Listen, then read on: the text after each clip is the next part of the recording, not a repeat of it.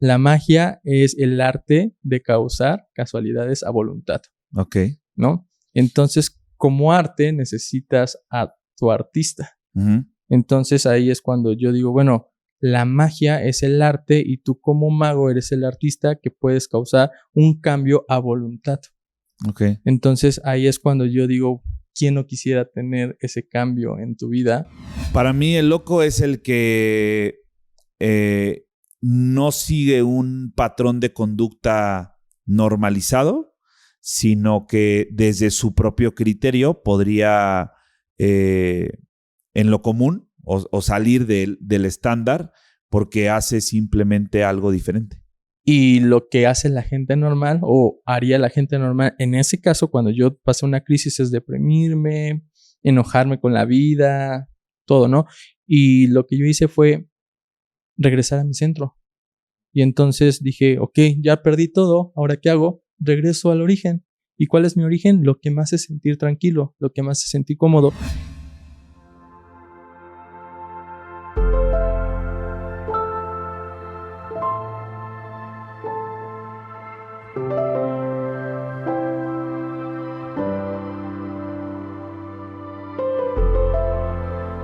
Hola, hola, familia Humanidad, ¿cómo están? Bienvenidas y bienvenidos a este Jueveder. Tenemos un gran invitado que nos va a hablar acerca de la magia, creo que también del tarot.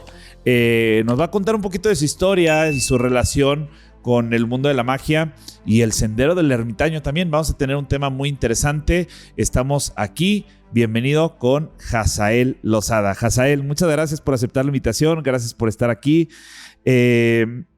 Podríamos hacer una presentación tuya, ¿no? O sea, de lo que estudiaste, de tu proceso, pero me gustaría que te presentaras, que tú le dijeras a la gente quién eres. ¿Quién es Hazael?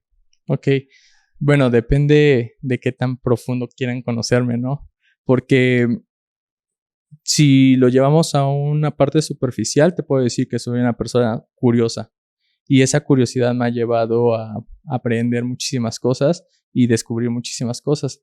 Pero también parte de lo que soy es lo que he vivido y lo que me he permitido sentir en este caso, ¿no? Entonces creo que desde ahí parte todo. Ok. Estudiaste ingeniería industrial y luego estudiaste psicopedagogía, ¿no? O sea, ¿qué pasó ahí? Porque pareciera que una no tiene nada que ver con la otra. Te preparaste en esto primero como ingeniero, luego entraste en la psicopedagogía y ahorita estás muy involucrado en otros temas. Sí, justamente por curioso.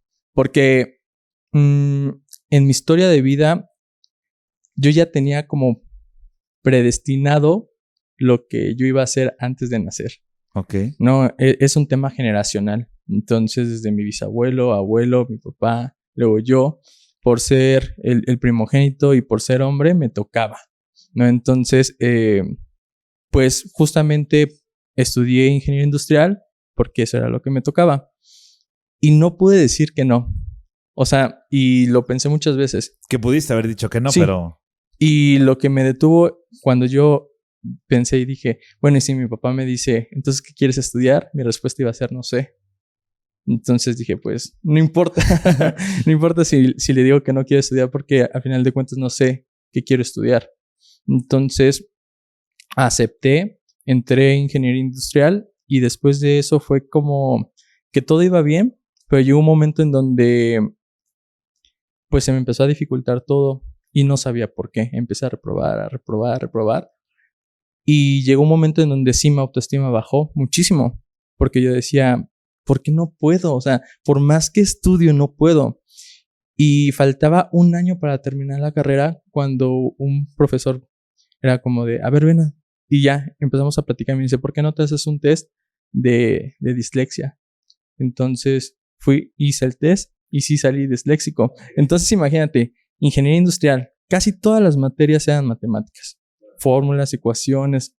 Y de pronto solamente con cambiar un número en mis exámenes estaba mal, por eso reprobaba, pero porque yo no sabía que yo era disléxico. O sea, tenías el entendimiento y eso, pero al momento, o sea, la dislexia no ayudaba a aterrizar el resultado. Sí, porque en una ecuación a mí me frustraba muchísimo porque hacíamos en un pizarrón la ecuación, lleno de números y el resultado era 0. Y entonces yo decía, 1 hora para resolver esto y el resultado era 0. Y de pronto cuando íbamos a hacer ya las derivadas o algo así, con que yo cambiara un 1 por un 0 Claro. ya el resultado estaba mal. Entonces imagínate, es que estaba bien el proceso tal vez, pero por un número ya estaba mal. Entonces eso pues al final de cuentas hacía que yo reprobara. No sabía por qué y entendí que eso llevó que pues mi autoestima bajara.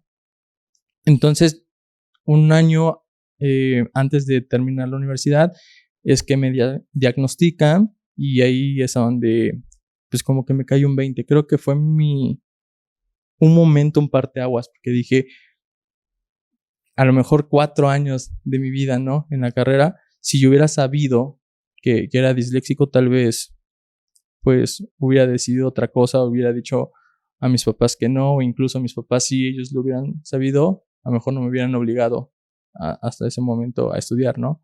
Entonces como que me quedé muy pensativo y empecé a cuestionarme muchísimas cosas. Y ya cuando termino la universidad, fue como de, aquí está su título, ¿no? Ya. Sí. Se los entregaste. Sí, es como... ¿Y ahí ya sabías qué ibas a hacer? Todavía no. No, todavía no. Todavía no. Le dije, aquí está el título, denme la oportunidad de descubrirme, denme la oportunidad de saber quién soy y qué me gusta. Entonces ahí fue que empezó mi camino.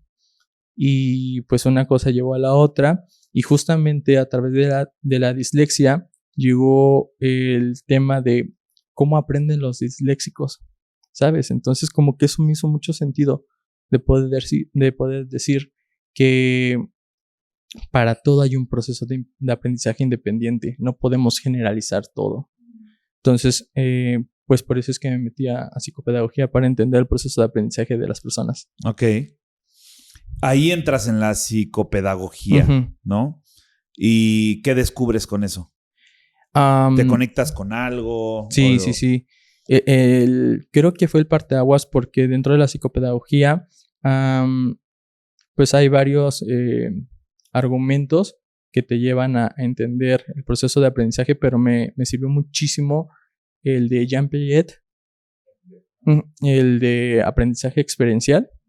Y de pronto yo decía, bueno, creo que inconscientemente yo he hecho eso, ¿no? O sea, de la experiencia aprendo, porque no puedo tener un proceso de aprendizaje normal o como la escuela lo determina, ¿no? Entonces, todo mi aprendizaje siempre ha sido a través de la experiencia.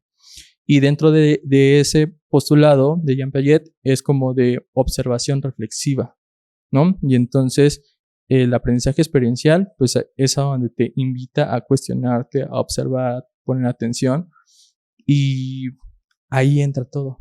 Ahí entra todo porque eso me lleva a una cosa y ahí es cuando yo también conozco una manera de aprender, que es la parte de la metáfora.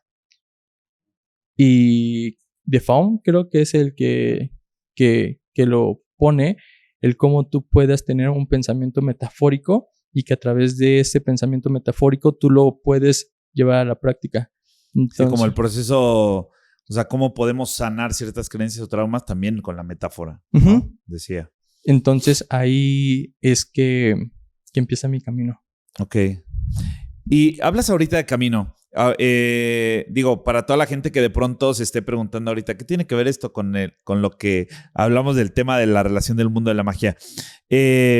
A ver, estás involucrado en estos temas místicos, ocultistas, del conocimiento ancestral, de las escrituras antiguas. Entiendo que estás muy metido en el tema del hebreo, tu relación con el tarot egipcio, tu conocimiento con el tema de ciertos arquetipos, ¿no? ¿Cómo es tu relación con el mundo de la magia? ¿En qué momento inicias? ¿Cómo es que esto sucede? Bueno, dentro de ese aprendizaje experiencial, pues empecé a cuestionarme mucho. Y dentro de ese preguntarte desde una parte interna, me llevó a conocer la la priscatiología. Y la priscatiología, pues, es una rama de la teología, pero entendamos que es un contexto en donde la prisca, como antigua, pues se enfoca a conocer el Dios antiguo. Entonces ahí es a donde yo empiezo como a adentrarme en esos temas, justamente por esa curiosidad, en donde pues también me lleva a poder entender un poco más la epistemología, ¿no? Y la epistemología, pues eso es lo que me abrió el campo para poder yo comprender todo este mundo. Entonces podría decir que una pregunta me llevó a la otra, reflexivo. Y otra a la otra. Y me quedó muy grabado con una pregunta de, ¿sabes cómo se crea el conocimiento? ¿No? Y ahí es cuando yo empecé y dije, bueno, ¿cómo se crea el conocimiento? Pero luego lo llevé a una parte interna y dije, ¿cómo se creó mi conocimiento? ¿No? Y entonces es como, ¿cómo es que mis creencias, mi sistema de creencias se crearon? ¿A partir de dónde o cómo? Y así, ¿no? Entonces ahí me empecé a cuestionar y dije, ¿cómo se crean todas las experiencias de las personas o el sistema de creencia de cada persona? ¿Cómo se creó mi conocimiento? Entonces esas cuestionantes me hicieron que llegara y tocara a fondo, porque es como de, ok, quiero entender el conocimiento en sí, pues entonces, ¿cuál es la base del conocimiento o qué es el conocimiento o a dónde me dirijo para conocer eso, ¿no? Y por eso es que lleva el tema de la priscatiología, y la priscatiología pues también te lleva a poder entender toda la parte de la tradición hermética, toda la parte de la alquimia, toda la parte de esos textos. Dijiste algo ahorita acerca de tocar fondo. O sea, ¿qué fue para ti tocar fondo? Creo que a lo largo de mi vida tuve varias etapas, ¿no? Si te puedo contar las más significativas, fue cuando mis papás se divorciaron. Yo tenía 11 años y literal, ¿no? Es como un niño de 11 años, le quitan su identidad y de ser un niño en la escuela, en los deportes, ahora tienen que ser el hombre de la casa. Y entonces, un adulto. Sí, y es como de, tienes que cuidar a tu mamá y a tu hermana. Y entonces ese proceso lo desecho y entonces tengo que de cierta manera madurar, vamos a llamarlo así, y pues corto varias etapas naturales de mi vida. Cuando yo ya estoy en la universidad, obviamente yo me sentía frustrado, me sentía atado, me sentía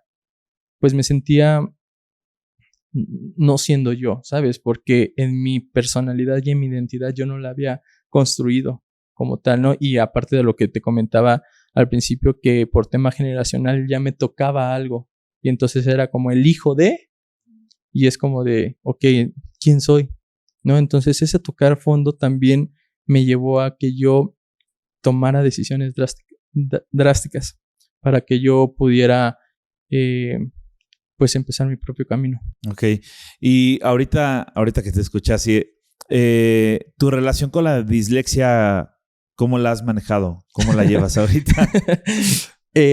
Bueno, al principio Porque digo, no sé si permanece, te has acostumbrado a eso o entiendes que puede ser diferente. O yo, por ejemplo, con el daltonismo es como algo que digo, ya, o sea, ya lo acepté y es como, estoy bien con eso, ¿no? Sí, Pero sí, ¿tú sí. cómo te llevas con eso? O sea, sí fue un proceso de adaptación, porque pues hubo burlas y es como de ¿por qué hablas así? O ¿por qué cambias las palabras? O escribes raro.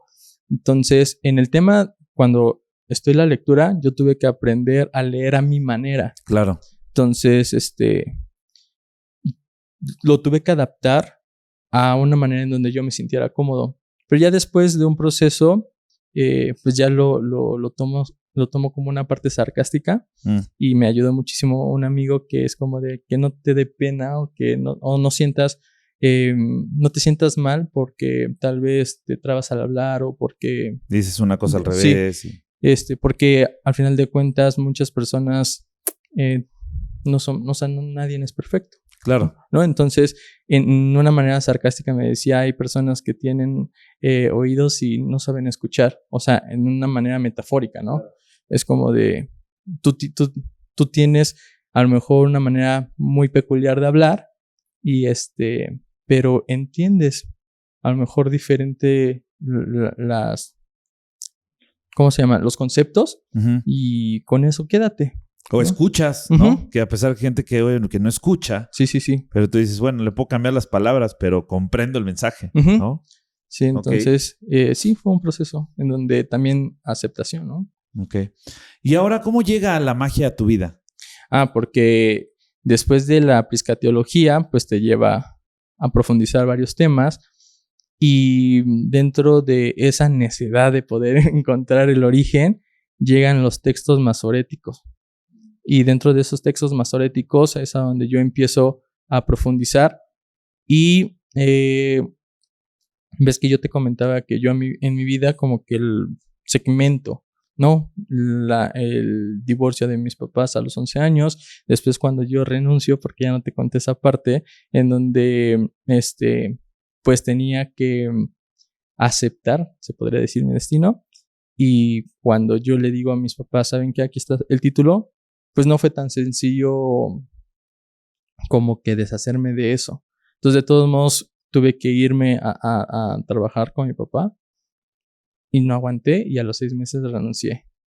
Y entonces también ahí fue otro parteaguas porque es como de que mi papá se enojó conmigo, toda mi familia por parte de mi papá me los eché encima y es como de ¿cómo vas a desperdiciar esta oportunidad? ¿No? Y entonces pues le dije, no, o sea, quiero descubrir quién soy y quiero saber qué es lo que, para qué soy bueno, ¿sabes? Entonces, cuando tengo este proceso, pues empiezo a tener esta parte de destellos de lo que me gusta, de lo que me gustaba, pero no encontraba, o sea, tuve que descubrir muchas cosas, ¿no? Durante el proceso. Y es como de sí está padre, pero como que no me apasiona, ¿no? Sí, esto sí me gusta, pero como que no me siento lleno. Y eso fue, creo que la parte en donde más reflexión me llevé. El poder sentirme lleno, el poder sentirme pleno. Y en ese camino de querer ir al origen, te empiezas a encontrar con todas este tipo de, bueno, de lecturas, de estudio, de corrientes, ¿no? ¿Qué te hizo profundizar? O sea, ya estabas dentro, pero te fuiste más a fondo. Sí, porque cuando yo me di cuenta que algo no me llenaba, se repetían los patrones. Entonces, en este camino es como de, sí, invento cosas o creo cosas, pero después se me derrumban y entonces toco fondo y no salgo de ahí, era un ciclo. Es un bucle. Entonces, ahí es donde yo dije, bueno, ¿qué me está faltando? ¿O qué es lo que tengo que hacer para ya no repetir ese ciclo? Y fue que yo ahí descubrí que tenía que hacer algo para poderme sentir pleno conmigo mismo. Y a partir de ahí, yo encuentro toda esta corriente de la magia y me hace mucho sentido y empiezo a llenarme de una manera interna. Y creo que eso es la palabra, ¿no? O sea, lo que hizo que yo conectara con la magia es que yo empecé a sentir algo interno que hizo que me sintiera diferente a todo lo que yo había hecho a lo largo de mi vida. Ok. Desde tu opinión y desde tu criterio, ¿de qué sirve la magia para las personas en la vida cotidiana? ¿De qué les serviría? Bueno, a mí me gusta mucho dibujar, ¿no? Entonces, si nos vamos a la etimología, ¿no? Puede significar algo, pero de pronto el poder reinterpretarlo. Eso. Me llevó a que la magia es el arte de causar casualidades a voluntad. Ok. ¿No? Entonces, como arte, necesitas a tu artista. Entonces, ahí es cuando yo digo, bueno, la magia es el arte y tú como mago eres el artista que puedes causar un cambio a voluntad. Ok. Entonces, ahí es cuando yo digo, ¿quién no quisiera tener ese cambio en tu vida a voluntad, ¿no? Porque ya algo forzado, pues ya sabemos lo que es, ¿no? Entonces, creo que es eso, la parte de la magia como yo lo interpreto. Ok. Me da curiosidad, yo digo, para toda la gente que ya me conoce, saben que no estoy tan involucrado como en el tema de los tarot, ¿no? O sea, particularmente el tarot, en este caso el tarot egipcio. Pero me llama la atención, trajiste 3 cartas, ¿no? Y las voy a agarrar tantito nada más para ver. Dice el ermita, el mago y el regreso. ¿Por qué estas? Ok, bueno, surge de una crisis. Y surge de... ¿Y en este orden? Sí. ¿Así? Sí. Ok. Surge de una crisis y surge en un momento en donde empiezo como a recapitular toda la información que yo había investigado y fue como que en mi manera o en mi estructura de pensamiento lo pude poner así, ¿no? Como un camino en donde están estos 3 arquetipos y en donde la vivencia que yo tuve, pues lo pude sintetizar de esa manera, ¿no? Entonces, cuando yo entraba en una crisis, porque te digo que fueron varias veces, como que empecé a darme cuenta como de esos puntos en común, ¿no? Y empecé a tener como pinceladas o destellos en donde yo los empezaba a notar y era como de, ok, me pasó esto. Entonces lo anoto para poder identificar el patrón. Pero ¿cómo resuelvo ese problema que a mí me pasó? Con esto. Y entonces empecé como a yo crear mi propio rompecabezas para yo poder tener una solución, vamos a llamarlo así, porque creo que es una de las cosas que también debemos de hacer como seres humanos, ¿no? Poder crear nuestras propias soluciones, porque no todas las soluciones son iguales para todos. Entonces, justamente en ese proceso de yo crear mi propio aprendizaje, también empecé a crear mi propia manera de resolver problemas. Claro. Tu epistemología. Sí. Ok. Y este proceso, ¿qué decidiste hacer con eso? O sea, ¿lo estuviste bajando, lo aterrizaste? Vamos a llamarlo así, método, no como método, sino como un proceso, una enseñanza, un aprendizaje, algo que de cierta manera le diste una estructura que te permitió a ti entender cómo salir de esos puntos pues no sé si de crisis, de conflicto, ¿no? Sí. ¿Qué hiciste con eso? Bueno, cuando yo empiezo con los textos masoréticos, empiezo a estudiar el Torah y empecé a detectar algunos arquetipos. Inicialmente iban a ser 3 arquetipos. Era Adán, era Noé y era Moisés. Ok. ¿No? Pero de pronto, justamente en este proceso, empiezo a ver como similitud con otros arquetipos y cuando empiezo a juntar, dije, todo es lo mismo. Ok. Claro, todo es lo mismo, pero interpretado de diferente manera. Entonces, empiezo a ver esta parte y en mi manera de cómo yo entiendo las cosas, dije, ok, a ver, te voy a poner un ejemplo, ¿no? El tema de tesis, antitesis y síntesis, ¿no? Eso lo podemos desglosar y podemos sacar la definición.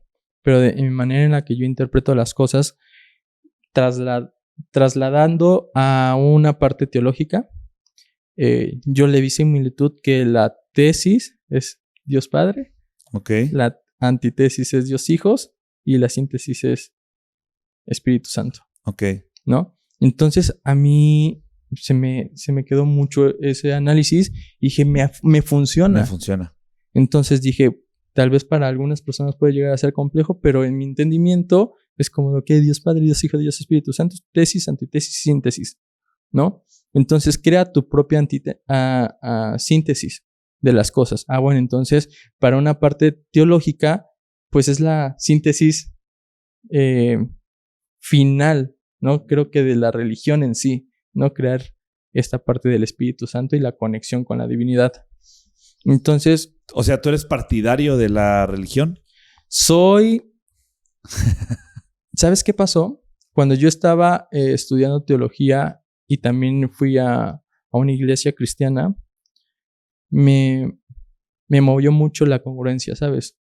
Porque los pastores predicaban y enseñaban, y hubo un momento en donde alguien dijo, los textos apócrifos son malos. Y entonces yo le pregunté, ¿por qué? ¿No? Uh-huh.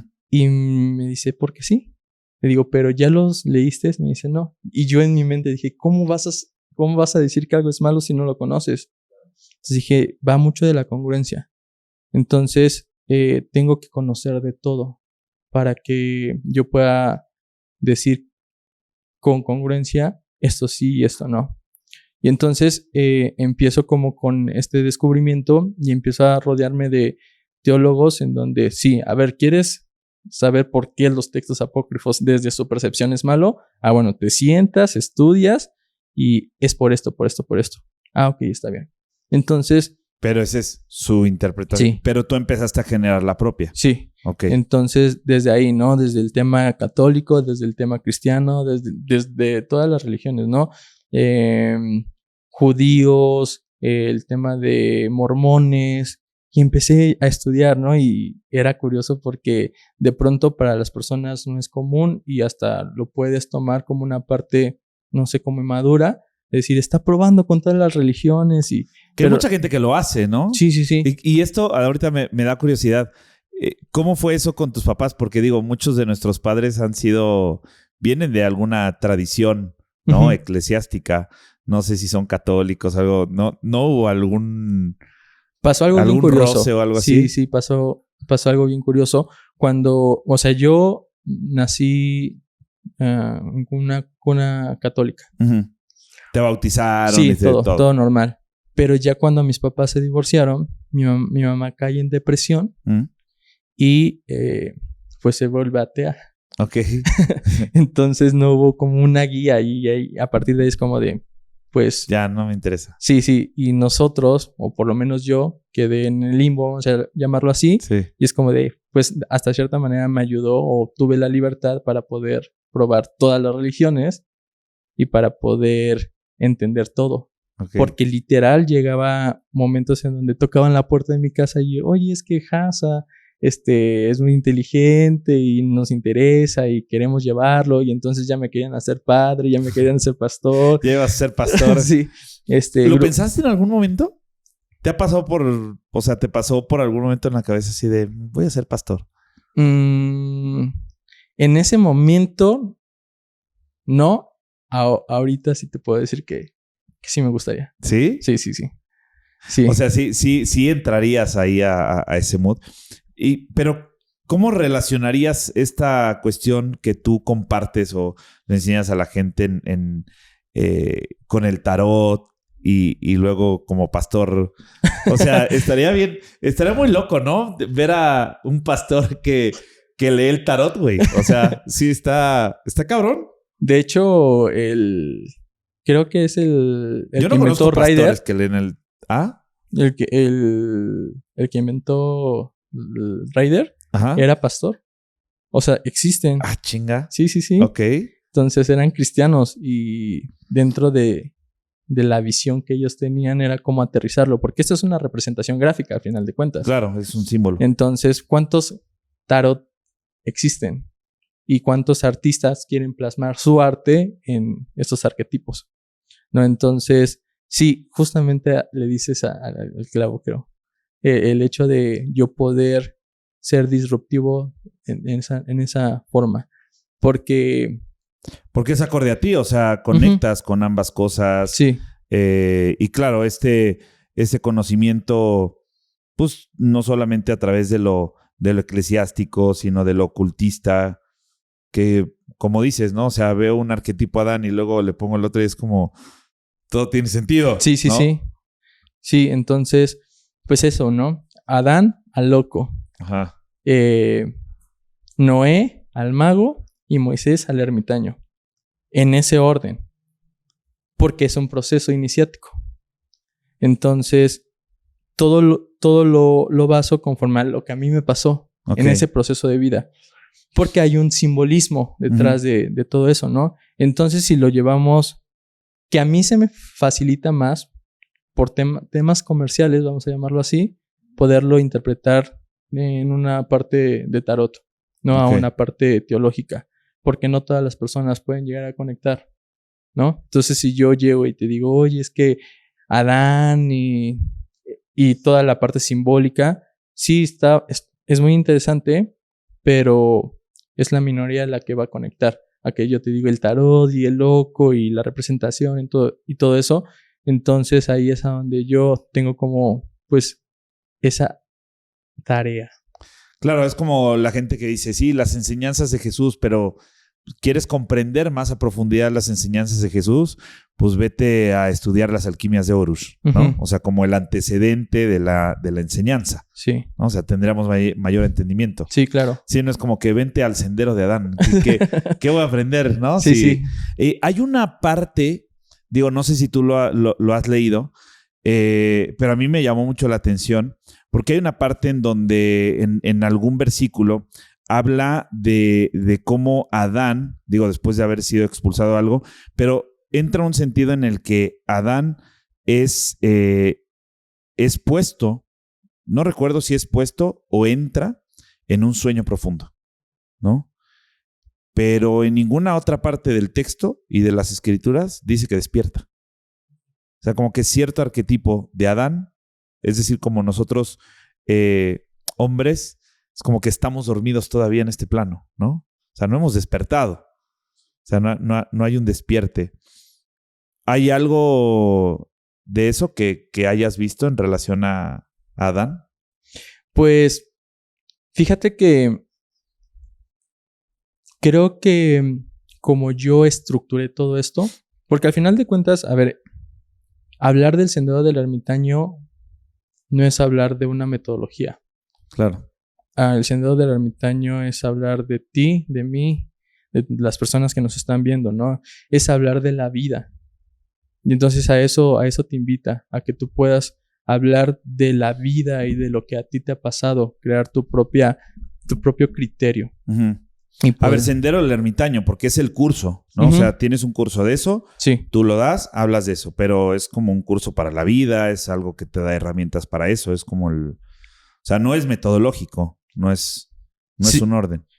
Al final de cuentas, creo que también dentro de mi etapa de vida me he desapegado muchísimo de la metodología, uh-huh, porque eso obstaculizaba un poquito mi manera de aprendizaje. Entonces, ahorita poder encasillar el sendero del ermitaño programa como algo metodológico, te podría decir que no me siento cómodo en este momento. Ok. Entonces, si nosotros empezamos a tener una atención plena cursando el programa, podremos descubrir muchísimo más. Porque entonces no estamos entendiendo la metodología, sino te estás entendiendo a ti. Ok. ¿Sabes? Entonces, sí, hay un parteaguas y hay un punto en donde te sirve como guía, pero el destino solo tú lo conoces. ¿Por qué el sendero del ermitaño? O sea, ¿por qué no ponerle un cambio para tu vida? O digo, algo así, no sé. O sea, sí. ¿Por qué el sendero del ermitaño? Digo, me encanta el nombre, ¿eh? De entrada, primero por sendero.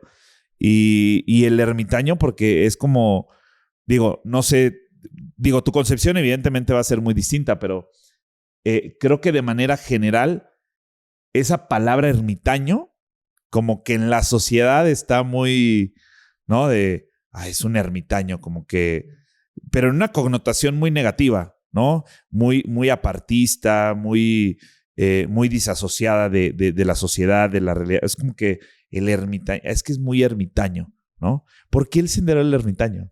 El sendero, entendamos que es un camino, ¿no? Es un lugar que de entrada hay un inicio y hay un fin.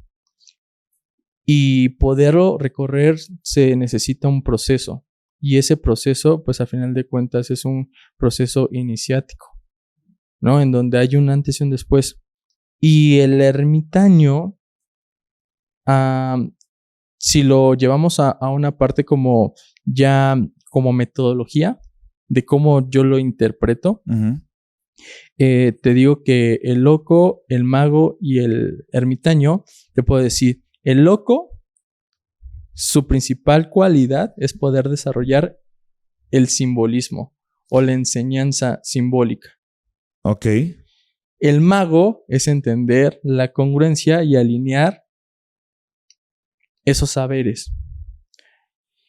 Y el ermitaño es poder recopilar toda esa información que tú ya tienes con los procesos anteriores para poderlo plasmar en la oración. Ok, entonces el loco es como un primer camino, ¿no? Uh-huh. Como una primera puerta en el que... ¿Qué hace el loco? ¿Cuál es el objetivo de conocer este arquetipo de loco? Cuando yo te voy a contar de una crisis que tuve, ¿no? Entonces tengo una crisis, literal fue que perdí todo y regularmente, pues, ¿qué es lo que pasa cuando tú tienes una crisis? Pues a lo mejor te deprimes y pierdes personas, pierdes dinero, lo que sea, ¿no? Cuando yo empiezo con esto, me doy cuenta del patrón y digo, no voy a hacer lo mismo esta vez. Entonces, ¿qué pudieras tú entender por alguien como un loco? Para mí el loco es el que no sigue un patrón de conducta normalizado, sino que desde su propio criterio podría en lo común o salir del estándar porque hace simplemente algo diferente. Y lo que hace la gente normal o haría la gente normal en ese caso cuando yo pasé una crisis es deprimirme, enojarme con la vida, todo, ¿no? Y lo que yo hice fue regresar a mi centro. Y entonces dije, ok, ya perdí todo, ¿ahora qué hago? Regreso al origen. ¿Y cuál es mi origen? Lo que me hace sentir tranquilo, lo que me hace sentir cómodo. Y en ese momento que yo no tenía ni un peso, agarré lo último que me quedaba y me fui a inscribir a clases de dibujo, a clases de violín.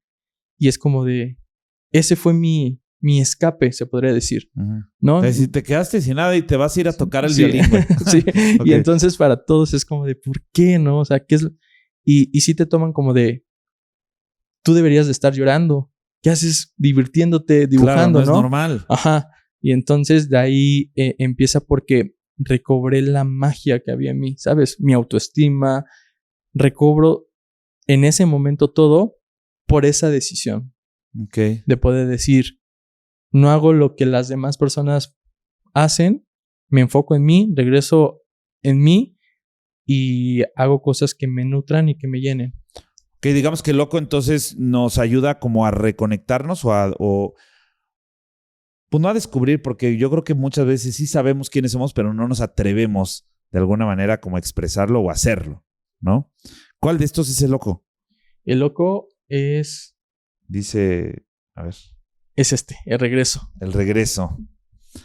A ver, aquí está. Dice el regreso. Ahorita se los vamos a poner. Ahí está, el regreso. Este es el loco. Sí. ¿No? Por eso es el regreso, ¿sabes? O sea, en una... como regresar a mí. O sea, regresar al origen, regresar. Ok.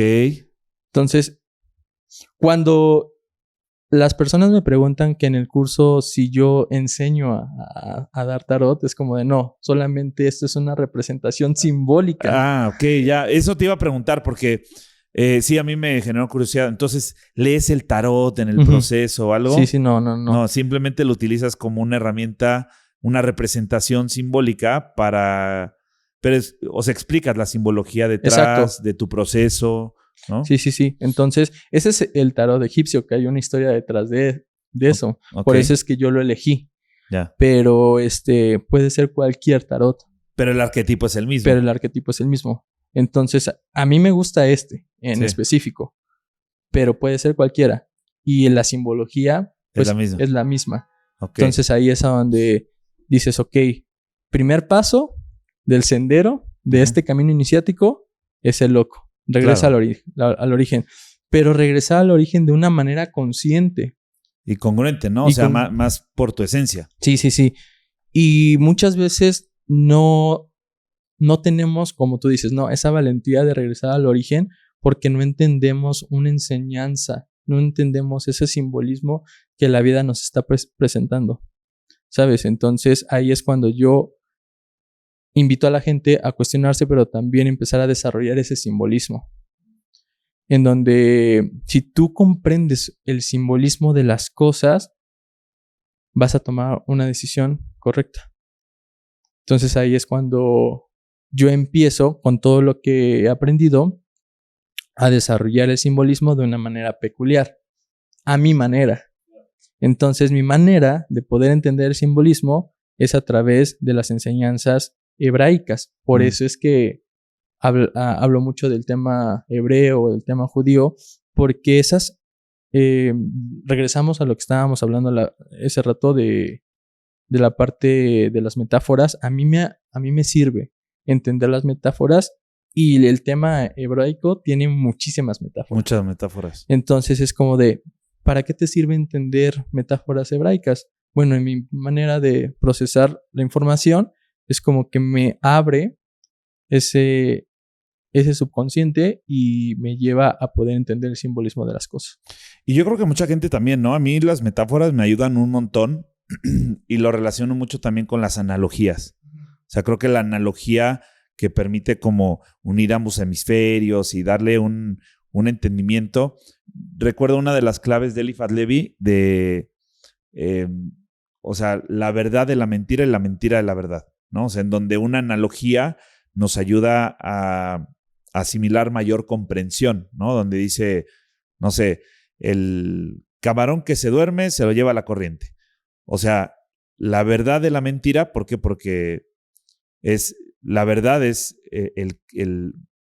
no, la mentira de la verdad y la verdad de la mentira. O sea, la mentira de la verdad es camarón que se duerme se lo lleva la corriente. Es como que mentira, pero es la verdad de, simbólicamente hablando, como la metáfora. Es la mentira porque no estamos hablando de un camarón, ¿no? O sea, sabemos de quién estamos hablando. Y como que, pues sí, si no te pones trucho, pues te apendejas y ya valió mal, ¿no? Y la verdad de la mentira, en el contexto de que evidentemente trae una verdad de que si te apendejas, ya valiste, ¿no? O sea, es como que si te duermes, como que te dejas llevar por la corriente. Esa verdad de esa mentira, ¿no? Que se dice. Entonces, creo que la metáfora para mí es una herramienta muy valiosa y muchísimo más cuando estamos transmitiendo conocimiento experiencial, ¿no? O sea, la metáfora ayuda a aterrizarlo y no sé si también uses la analogía. Sí, ¿no? Que al final de cuentas es una enseñanza ancestral, ¿no? Correcto. El tema de, por ejemplo, si nos vamos a Jesucristo, pues utilizaba las parábolas. Uh-huh. Entonces, pues al final de cuentas creo que ya hay un camino recorrido con esa enseñanza y que en lo personal a mí poder entender las metáforas hebraicas me abre este campo. Por eso es que lo comparto, ¿no? Porque a mí me sirvió. Y entonces, de entrada, para entender el lenguaje hebraico, pues no es lo mismo que el español, ¿sabes? O sea, porque de pronto es como de, a ver, tenemos que entender el abecedario hebraico y no solamente es A, B, C como el español, ¿no? Sino los símbolos que... Y que hay una explicación detrás de cada palabra, uh-huh. ¿no? O sea, aquí en español, ¿qué significa la A? Pues A, ¿no? Uh-huh. Sí, A. Y en el vocabulario hebraico, ¿qué significa la A? El Aleph. El Aleph. ¿No? ¿Y qué es el Aleph? Y ya te explican todo el simbolismo. Claro. Entonces, es como de entrada ahí ya te abre un campo muy diferente. Sí, el Aleph, todo el Bereshit como el principio, todo lo que... Claro, porque es que es simbolismo, ¿no? Entonces, ahí es en donde empiezas a ver las metáforas que hay en esa cultura judía y a mí me explota la cabeza y eso hace que yo pueda estar más atento. Ok. Y tú lo compartes, ¿no? Sí. Lo compartes. Ahorita que estás diciendo eso, ¿no? Y lo comparto, es como, ok, empieza como el loco. Luego viene el segundo sendero, que es... el mago. A ver, Échamelo. El mago. Sí. Digo, ya las personas que quieran profundizar en esto o que quieran recorrer este sendero, es simbólicamente también a través del proceso que tú compartes con la gente. Claro. ¿No? Pero digo, estamos viendo una pequeña introducción para que la gente vea como de qué es. Pero me conecta. O sea, el mago. Ahí, ¿qué pasa en el sendero? Ya regresamos a nosotros, encontramos esa esencia, descubrimos que nos gusta, tenemos mayor criterio, cuestionamos y viene un segundo sendero, el mago. ¿Qué hace el mago? Bueno, ya tendrías que dominar la metáfora, el simbolismo. Okay. Ya tendrías que entender las señales que la vida, el universo, Dios te pone.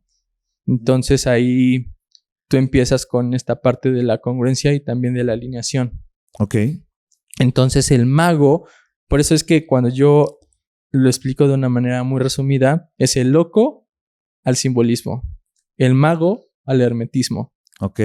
Y el ermitaño a la oración.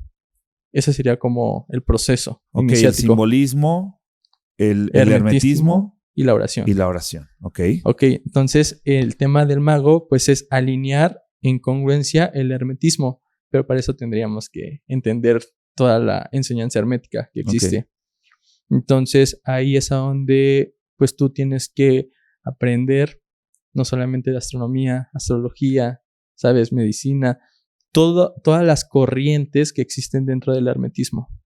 Y ahí es a donde pues vamos desglosando punto por punto, porque el hermetismo, de una manera en la que yo lo pude reinterpretar, es a través de 12 caracteres o 12 definiciones, por llamarlo así, ¿no? Que sería cuerpo, alma y espíritu. Okay. Pero cada uno tiene otros 3. Ah, 3. Entonces, el cuerpo, reacción, percepción y atención. El tema del alma, pensamiento, palabra y emoción. Y el tema del espíritu es conciencia, unción y... conciencia, unción y se me fue la otra.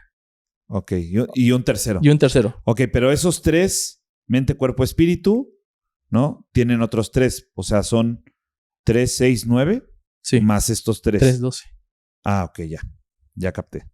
Entonces el mago es, ahí es conocer estos 12 conceptos, principios o bases de lo que constituiría la reinterpretación que tú hiciste del hermetismo. Uh-huh. O sea, es como ir a un hermetismo más profundo.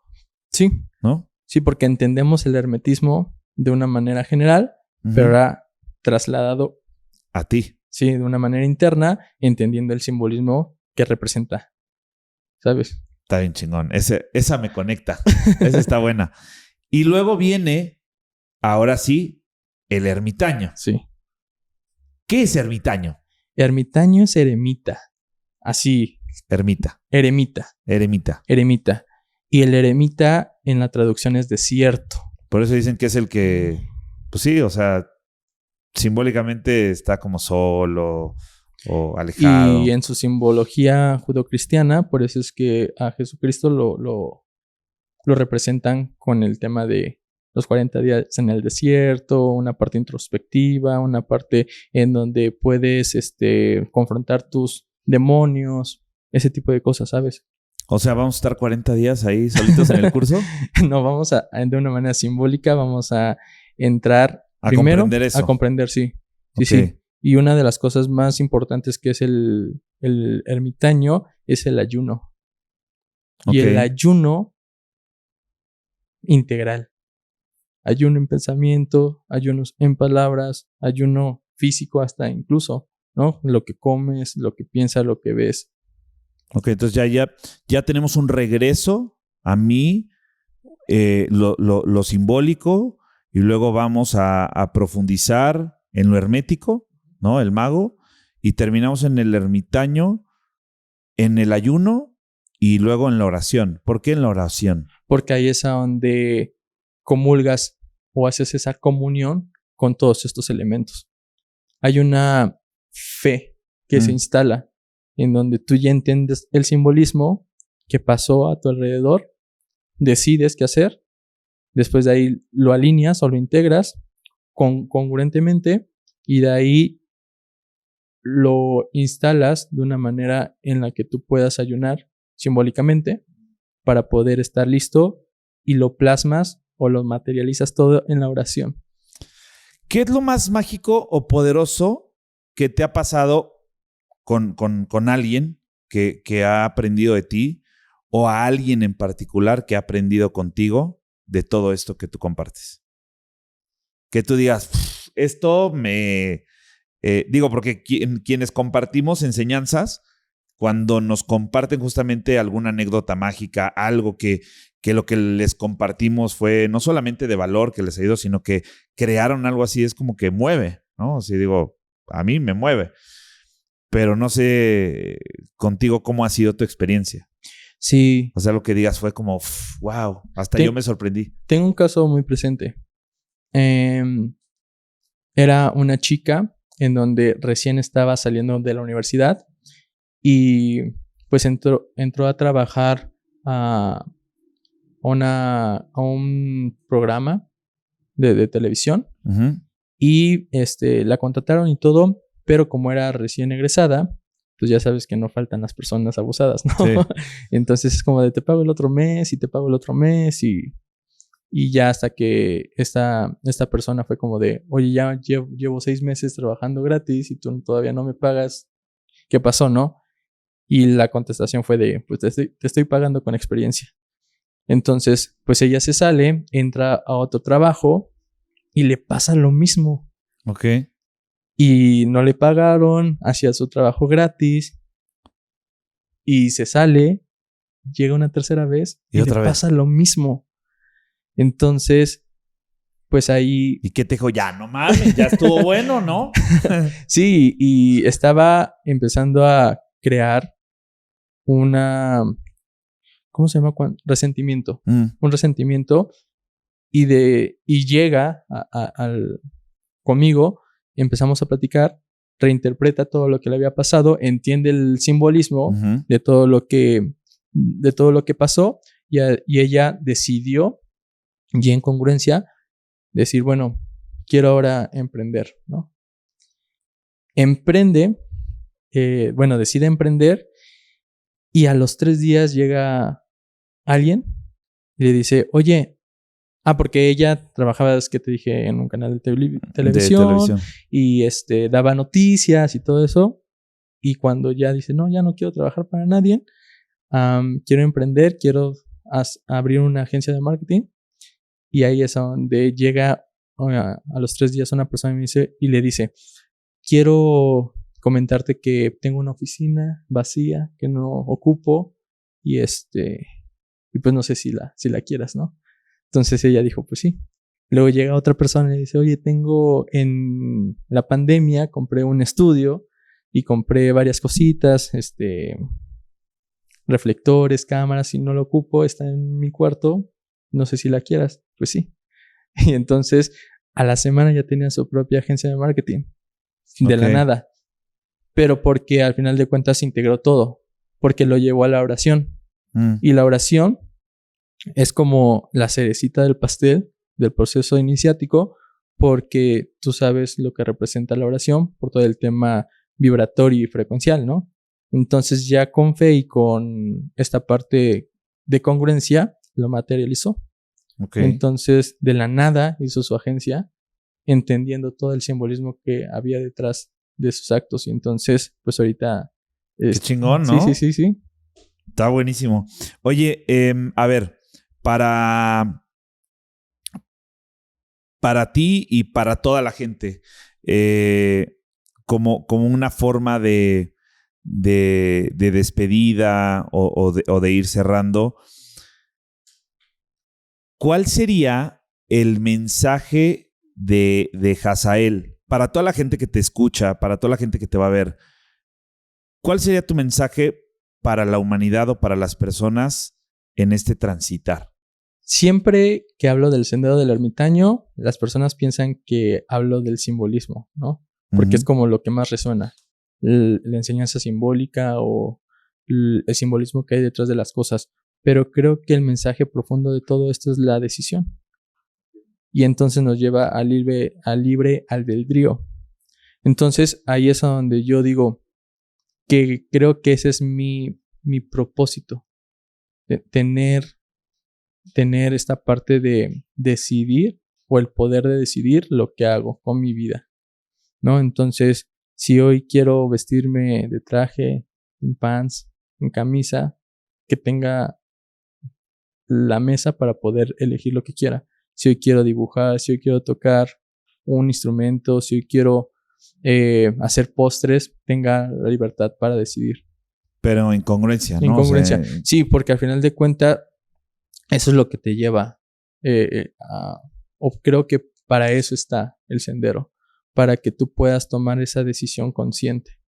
Y con una decisión consciente, pues está llena de fe. Y entonces esa decisión, pues, te hace sentir más cómodo, mejor. Ok, o sea, podríamos decir que el Sendero del Ermitaño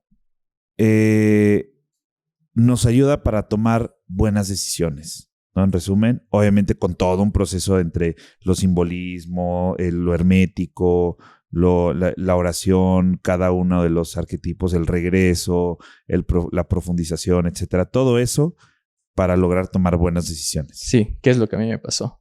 Que justamente, claro, porque tú bajaste esto por la experiencia que tú tuviste, ¿no? O sea, trasladaste la experiencia a un programa, ¿no? Ok. ¿Dónde hablas de esto? O sea, ¿dónde la gente te puede escuchar, te pueden encontrar? Vamos a poner en el video abajo también links y todo, pero para que pues invites a la gente. Sí. Mis redes sociales están como Hazael Osada. J y Z. Hazael. Hazael, no Jaciel, Hazael. Hazael. No, y me pasa bien curioso cuando me bautizaron en la iglesia cristiana, me pusieron Azael. Ok. Entonces, como que siempre te están cambiando algo. Sí, ¿no? sí. Y de pronto eso también me llenó como de curiosidad porque Hazael como tal, en su interpretación etimológica, es el que percibe a Dios. Ok.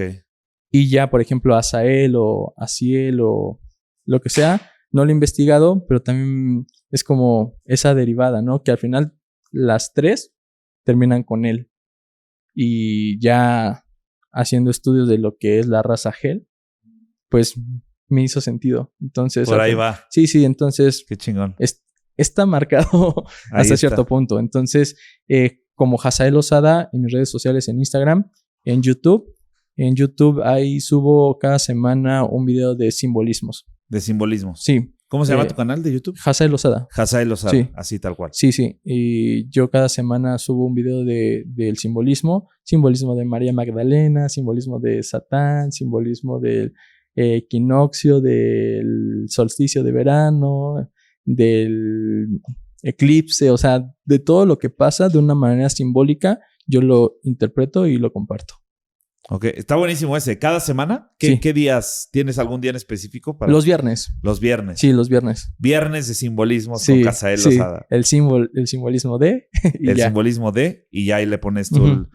Y es de lo que sea, o sea, de lo que se va presentando, de lo que la gente te va. Uh-huh. Sí, trato de poder poner atención de lo que la gente quiere. Uh-huh. Y es como de, a ver, la siguiente semana, ¿de qué quiere que hablemos? Okay. Del simbolismo, y ya, me comentan. Entonces está muy padre, porque me gusta interpretar esta parte simbólica de lo que pasa. Me encanta. Pues, amigo, muchas gracias de verdad por venir hasta acá, por darte la oportunidad. Sé que tienes pues varias cosas que estás moviendo hoy en día, de ciudad a ciudad y todo, para encontrarnos en este espacio. Gracias por hablarnos de esto. Yo ya traía la curiosidad justamente de lo simbólico, ¿no? Que representaba, pero ahora comprendo más el tema de lo que es el sendero, ¿no? O sea, lograr concientizar que es una experiencia personal aterrizada con un conocimiento acompañado entre lo simbólico y lo hermético que puede ayudarnos a esto, a tomar mejores decisiones. Qué bonito está. Me encanta. Pues muchísimas gracias. Gracias por A ti. Gracias por venir, gracias por estar aquí. ¿Estas son para mí? Sí. No es cierto. Gracias. Pues familia Humanidad, nos despedimos aquí con Hazael Lozada. Igual, a ver si estaría padrísimo que hiciéramos un video de simbolismo. O sea, de poner ciertos símbolos y de construirlos y que tú nos... no sé, me gustaría poner varios y en algún otro momento que tengas oportunidad, igual para la siguiente temporada del próximo año, tenerte aquí otra vez en este espacio y hablar de simbolismos, ¿no? O sea, simbolismo de esto, de esto, de esto, de esto. Y estaría interesante, ¿no? Cuando quieras. Estaría buenísimo. Sí. Muchas gracias.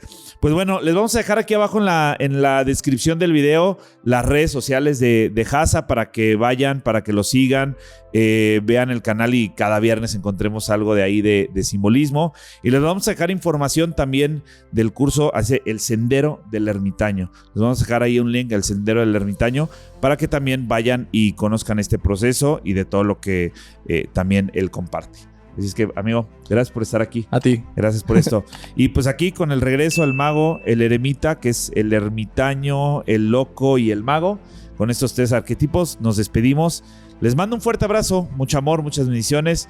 Y desde aquí les mandamos un saludo. Gracias. Bonita tarde, bonito día, bonita todo. Y bonito fin de semana también. Chao, chao.